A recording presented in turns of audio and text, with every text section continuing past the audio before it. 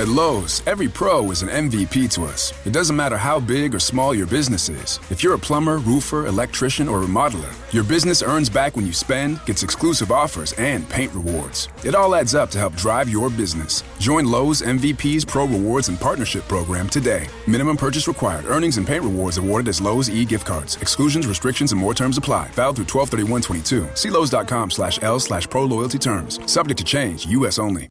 Ready to go inside the rock and roll world of Machine Gun Kelly?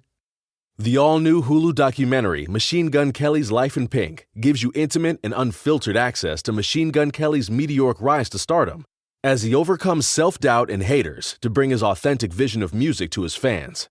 The Hulu documentary, Machine Gun Kelly's Life in Pink, is now streaming only on Hulu. The Adventures of Sam Spade, Detective.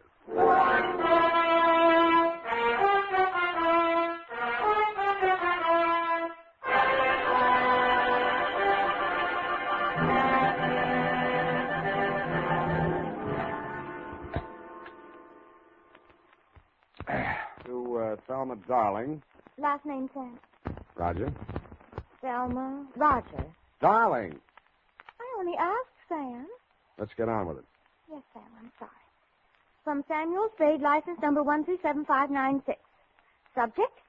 Subject, the Quarter Eagle caper. Dear Thelma Darling. Sam. Yes, F? Isn't that redundant? Again? A salutation, Sam. Shouldn't it be Dear Thelma or Thelma Darling, but not both? Now, get this, F. It's real deep. Her name is Thelma Darling. I have that, dear.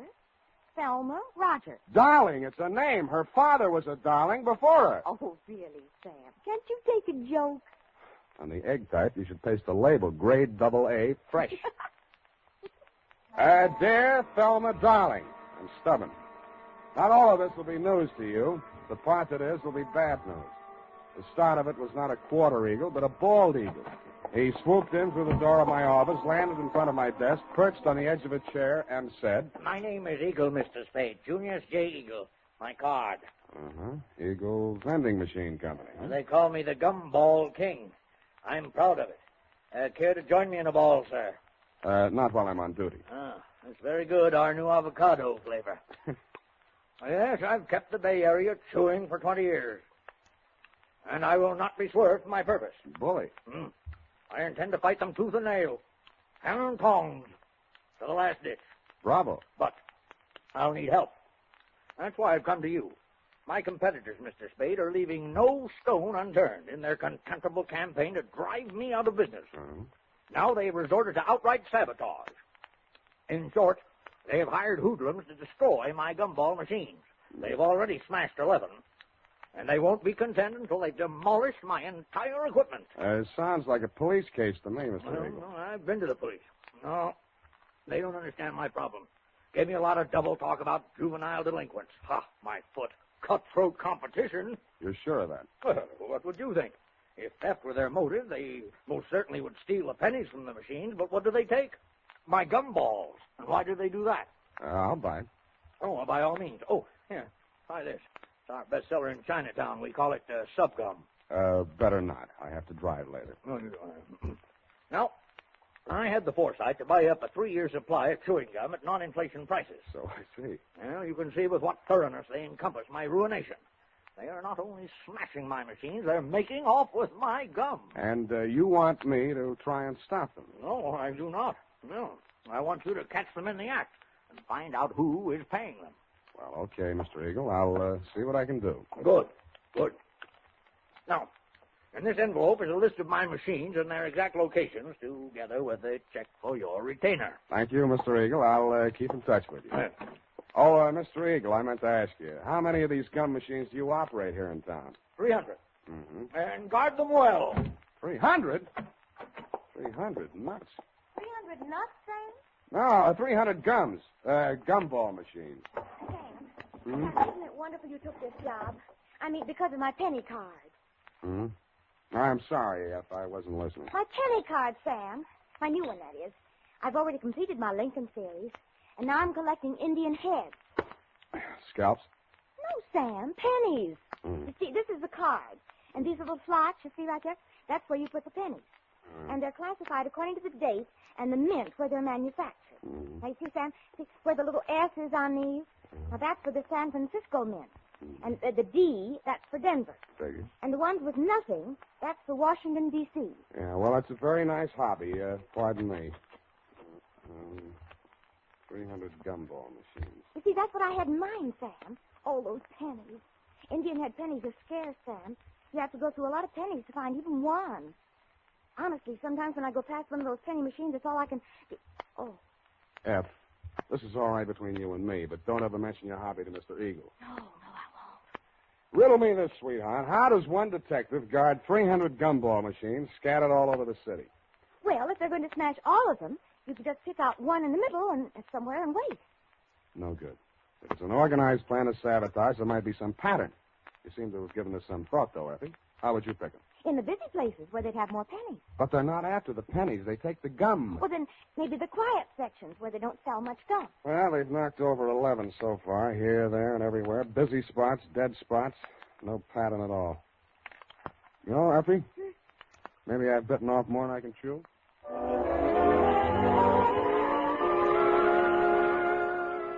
I wasn't sold on Mr. Eagle's theory that the caper was organized sabotage, but I decided to test it out anyway.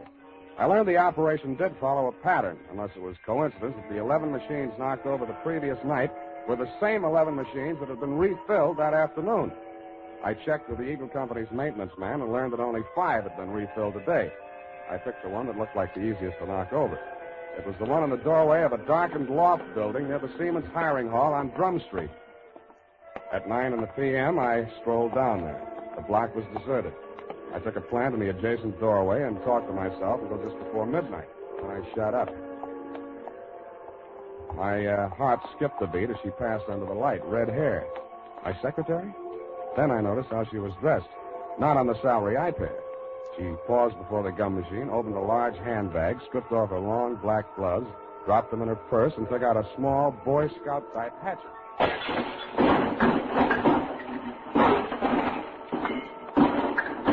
She went at it with the enthusiasm of Perry Nation busting up a saloon.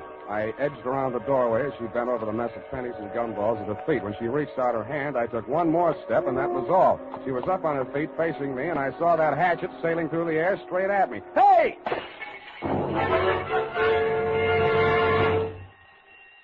Now see what you've done. Yeah, I'm sorry. I won't let it happen again, I hope. Well, don't just stand there. Let's get out of here. That noise will bring the police down on us. Yeah, you're right. No, not that way. The alley. And that's how I met you, Thelma, darling. Pausing only to pick up an Indian head penny for luck, I escorted you through the alley to Washington, up Washington to Salon, jogged through Front Street, and followed back to Market, where we entered the happy hour bar and grill by way of the kitchen. You proceeded unfalteringly to the darkest booth. We sat down and caught our breath. You ordered a pirate's dream. By the way, I did get that recipe. Lime juice, grenadine, passion fruit, a sprig of mint, and 6 jiggers of rum. After 2 swallows, I heard myself saying, now aren't you ashamed of yourself? But, Sam, why should I be? After what I've been through, I think I deserve a drink. I didn't mean that. I meant throwing that hatchet at me. I thought you were Merle. Who's Merle? Why, he works for Mr. Chiselhurst. Yeah, that figures. Now tell me who Mr. Chiselhurst is. Not who he works for, just who he is. He was acting as my agent for the sale of the pearl. Well, Natch. Look, please, don't make me say what pearl. It's called the Black Pearl of Galila Bay. My brother brought it back from the South Pacific when he was in the war. Oh, yes. When he went to prison, he gave it to me to keep for him. So you decided to sell it? I had no choice. I needed the money desperately to finance his appeal. It comes up next week. Mm-hmm. If I don't get that pearl back, I don't know what I'll do. You've got to help me. What makes you think it's in a gumball machine? Mr. Chiselhurst took the pearl to show to a man named Junius Eagle, and that's when it disappeared. Mr. Eagle decided not to buy. And when Mr. Chiselhurst returned to the hotel... Eagle had found the pearl and substituted a ball of blackjack gum. Then what? Mr. Chiselhurst had Merle follow him. Nothing happened the first 2 days. But day before yesterday, he followed him to his warehouse and saw him drop a single ball of gum into a barrel of them that was waiting to be loaded onto a truck. The pearl must have been hidden in it. Why else would he do a thing like that? Uh-huh. He would put a valuable pearl in a machine where anybody could buy it for a penny. I suppose it'd be safe for a few days. I don't know how these machines work. Well, now you know why I had to break those machines. No. You don't believe me? Mm-mm. Well, what are you going to do? Check the psycho wards and find out which one you escaped from.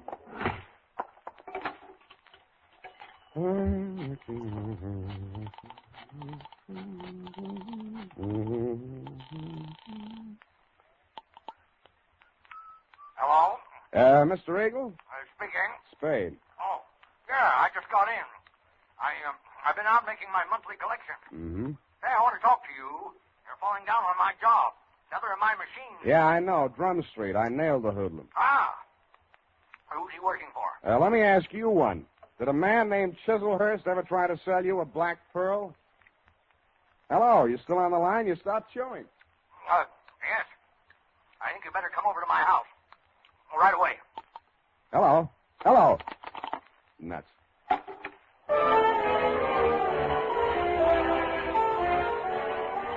When I came out of the phone booth, I wasn't surprised to find that you had flown the coop, darling, if I may call you by your last name.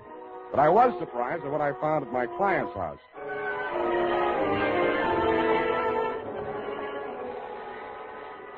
I rang the front doorbell and waited. Nothing happened. Then, through the glass door, I saw a man rush out on the landing at the top of the stairs. He half ran, half stumbled down the long flight to the entrance hall, yanked open the door, and tried to shove past me. I grabbed him. Get out of my way. Wait a minute. Let go. I got to get a doctor. You're bleeding. No, not me. I've got to get a doctor. Why don't you phone? They've ripped the wires out now. Let go, or it'll be your fault if he dies. I memorized his mug, lifted his wallet as we unclinched, and let him go. On the way upstairs, I checked his ID cards. Higgins, Morris L., employer, Eagle Vending Machine Company, occupation, maintenance supervisor. On the floor of the room at the top of the stairs was quite a sight. The floor of the room was covered almost completely with pennies. In the middle of it, sprawled forward like a miser who had been attacked while counting his hoard, was Junius J. Eagle. The wound in the back of his neck could have been caused by a small hatchet. There was a bookkeeper's account sheet open across the desk, and scrawled across the neat rows of figures there were 3 words: Spade, Quarter, and Eagle.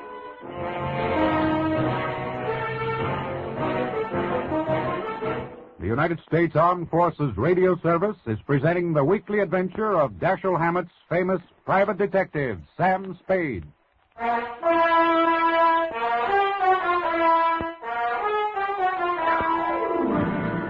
And now, back to the Quarter Eagle paper. Tonight's adventure with Sam Spade.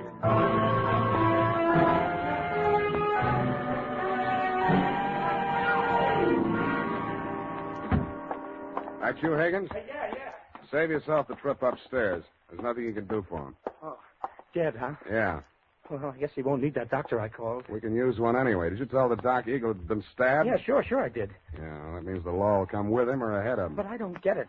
He must have been killed for the money, but why didn't they take the pennies? They should have. It'd look better for you if they had. You're that detective he hired, huh? That's right. Now, look, Higgins, we haven't got much time. If you want to find out who killed your boss, spill everything you know to me now, before the cops get here. Because they're going to hold you, and they'll hold me, too, if they find me here. But I don't know a thing, Spade. I just found him like that. How did you get in the house? I have a key. He gave me one, so when I came here to pick up the pennies, he wouldn't have to come all the way down to let me in. For now, tell the cops the door was open. Did he always collect the pennies from the machines himself? Yeah. He was a coin collector as a hobby. He liked to go through them and save out the odd ones. You always pick up the money at 1 in the a.m.? Oh, no.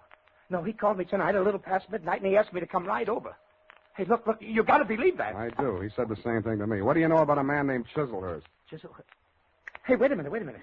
That's the name of the guy that ran into my truck yesterday coming down the California incline near Grant. He slammed right into the rear of my truck. I tangled with his chauffeur, some punk kid. Named Merle? Yes, that's what they called him. And there was a dame in the car, too, a redhead. Any report on the accident? No, the cop took it down on the beat there. There wasn't no damage. Sounds like we haven't got much more time here. Oh. What exactly happened the night the first gum machine on your route was smashed up? Come on. Well, first off, I went to a bowling alley on Church Street and removed our machine there. It was discontinued. Wait a minute. Where did you take it? Back to the shop? Oh, wait a second. I got it here in my book. Come on. All right, I'm hurrying. Here it is, 11864. Mm-hmm. No, I exchanged it for an out-of-order down on Drum Street. Did you leave the pennies in it? Oh, sure. They only get collected once a month. How much gum was in it? About half full. I didn't refill it until today. Yeah. What's your system on the refill operation? Well, I carry about 4 extra machines in the truck. When I go to fill a machine, I take one of the extras already filled out of the truck and trade for the empty. Yeah. Then I fill the empty one in the truck, and that saves me from carrying the bag around. Now, is there anything else I can tell you? Yeah. Huh? Does quarter eagle mean anything to you? No. Okay, now where's the back door?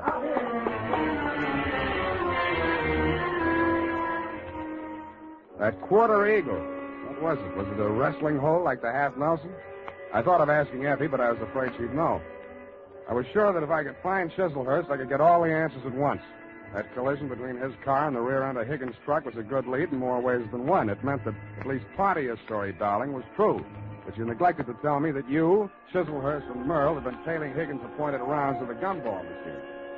I checked the police report on the accident. The car was registered in Great Britain. The report said transient, no local address, and so to bed. I dreamed it was next Thanksgiving, and I was eating a roasted quarter eagle. Then it turned into crow.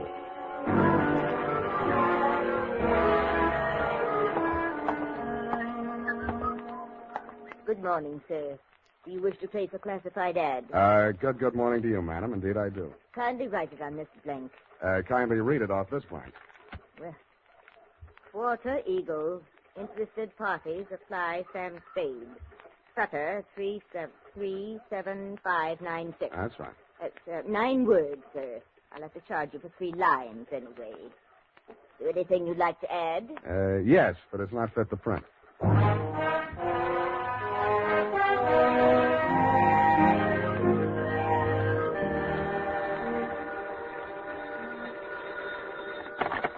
Barney's Beanery. Mr. Spade? Yeah. You got it for sale, the quarter eagle? Who's speaking? I am speaking. Sergei Zacharias. Zacharias. You are numismatist? No, this is Mr. Spade himself. Look, I'd like to talk to you personally. Where can I reach you? Oh, I am by my shop, 2 doors from Belvedere Coffee Shop on O'Farrell Street. Okay, Mr. Zacharias, I'll be right over.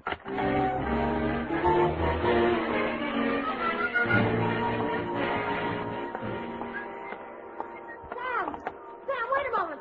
I gotta talk to you. Why didn't you do more talking last night? My client might be alive if you had. Oh, it's terrible. But how could I have You known? knew about the quarter eagle. Why did you spin that yarn about the pearl? How did you find out about it? Dead men sometimes do tell tales. Surely you don't think that I had anything to do with that. He was only hacked to death with a hatchet like the one you threw at me. That makes you look fine. All right, I killed him, if that'll make you listen to me. Sam, don't go into that shop. Please, it's it's a a new trap. suit. You don't know that man Zacharias. He's the cause of all our troubles. You mean he sold you that hatchet? Sam, please! Quit clawing me. Let go. I won't allow you to go in there. I won't. Wait a minute. What's going on here? What's the occasion of the squabble? Oh, well, no, it's Mr. Spade. Yeah, Clancy, this dame here just tried to pick my pocket. Ah, pickpocket, is it? Glory be in such a pretty one, too. Never mind that, Clancy. Just have it locked up. I'll be down later to preferred charges.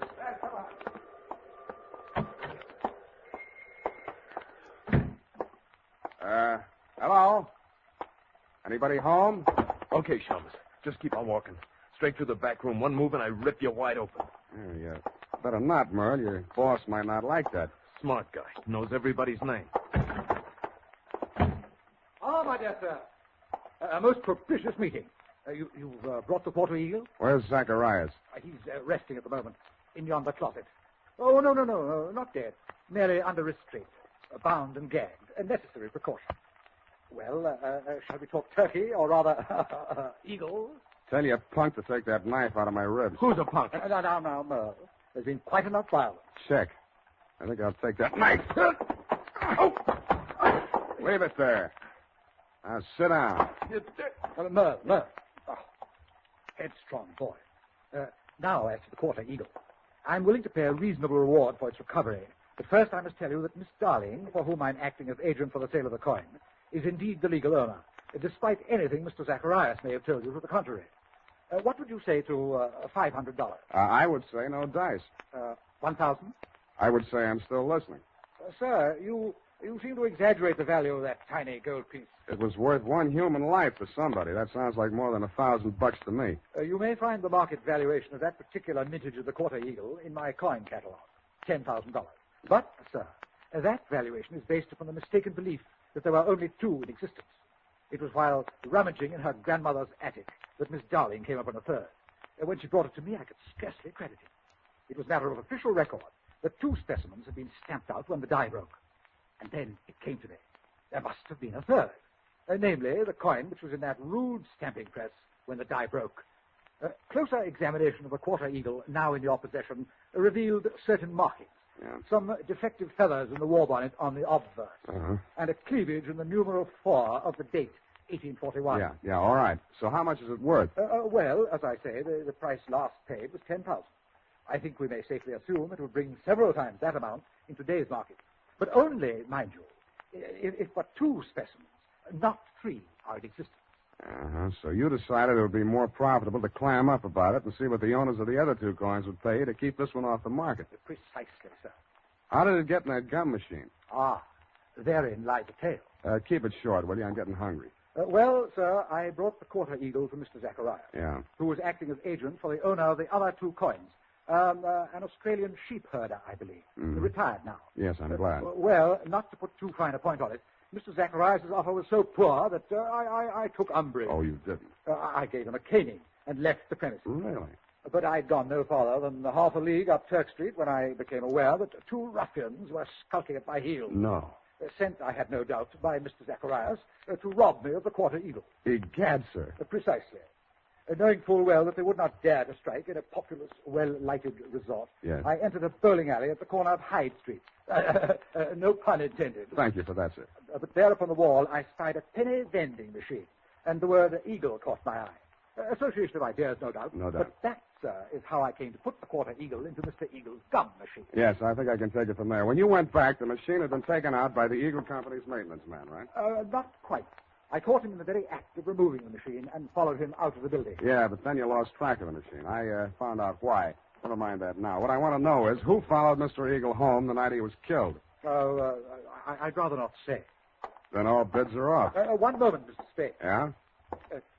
Am I to infer that your price for the quarter eagle necessarily includes bringing the murderer to justice? Just that, Mr. Chislehurst. Well, I suppose there's nothing for it but to make the supreme sacrifice. Merle. Me? You double-crossing pig? Now, Merle, you know perfectly well you did away with poor Mr. Eagle. Shut up. I'll cut you to pieces. Gross insubordination. You deliberately exceeded your instructions. I wanted you to apply only sufficient violence to recover the coin.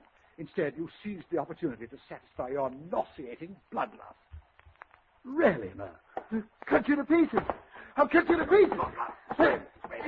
All right, ow! Drop the shiv, Merle. Like that, you punk.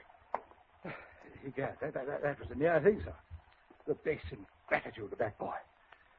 Oh, well, what's done is done. When may I expect delivery of the quarter eagle?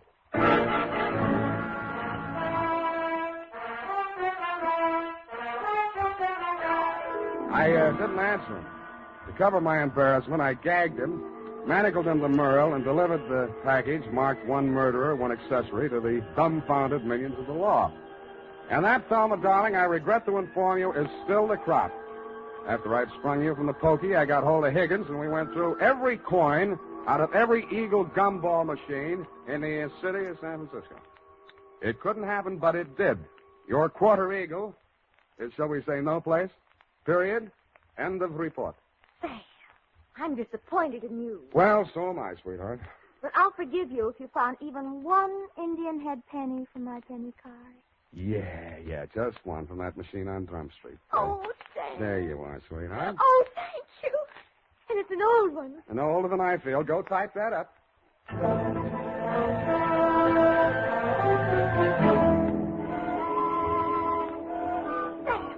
this money, it's counterfeit. Are you sure? It's joke money. It says $2.50. Hmm? You see where it should say 1 cent? $2.50. Let me see that. $2.50. If an eagle is a $10 gold piece, what is a $2.50 gold piece? Oh, now, let me see. $5 would be half. Sam. Right. A quarter eagle. Yeah, that's just dirt on it. See, it's gold, really. Oh, look at it shine. Like the stars in your eyes, sweetheart. Oh, you darling. Mm. Good night, Sam. Good night, sweetheart.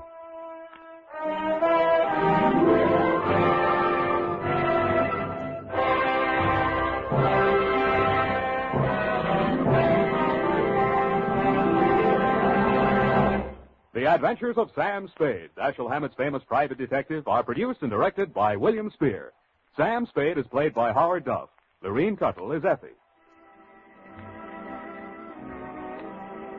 This is the United States Armed Forces Radio Service, the voice of information and education.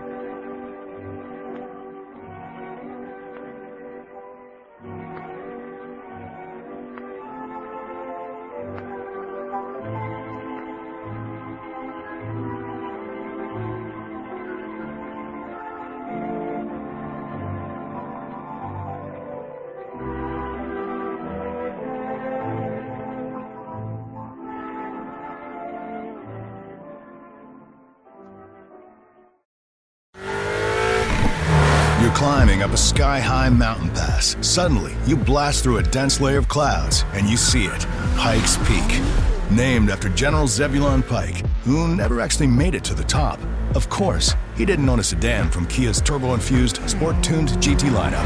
Well, Zebulon, this one's for you. Hurry into your local Kia dealer today for great deals on the K5 Stinger and Forte. Kia, movement that inspires. Visit kia.com for details. Always drive safely. When it comes to wardrobe staples, the things that feel as good as they look are what we wear again and again. But finding those perfect closet additions can be tough, especially in the shoe department. Unless you're shopping at Rothy's and their sustainably made, machine-washable shoes that are built to last because they knit both style and comfort into every pair. The Rothy's signature sneaker combines game-changing comfort with a tirelessly cool look, so it goes with every outfit, from casual to elevated. And their one-of-a-kind driving loafers feel great with or without socks and come in classic colors and eye-catching patterns. Forget about the break-in periods you expect from other shoes. The soft, flexible materials and wildly comfortable Rothy's insoles make their shoes one of the most wearable right out of the box. Find out what the hype is all about. Discover your new favorite pair of shoes and get $20 off your first purchase at rothys.com/hype. That's ROTHYS.com/hype.